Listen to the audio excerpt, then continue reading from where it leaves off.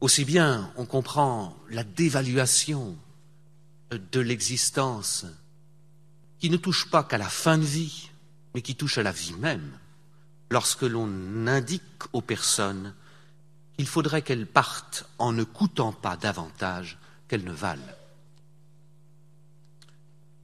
Avec cette histoire de fin, qui quand même occupe nos esprits, bien sûr, parce que c'est la fin du film, ça s'est fini comment?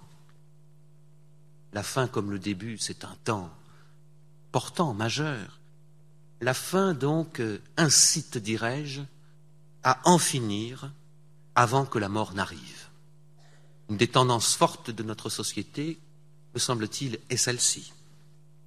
Et il faudrait que le sujet, comme l'on dit, soit l'acteur d'une ultime performance. La performance, bien sûr, elle existe du côté des sports de haut niveau, du côté de la haute compétition. Mais il est intéressant d'aller voir, justement de ce côté-là, bien vite, ce que l'on met en scène, ce que l'on agence comme image.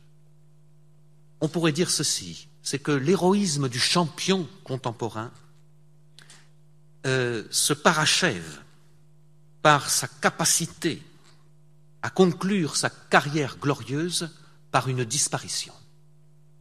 L'être hors du commun parvient à disparaître. Bien souvent, on ne dira pas qu'il est mort, mais qu'il a disparu. Les gens importants, on pourrait dire ceci comme cela, ont cette possibilité d'échapper à la mort.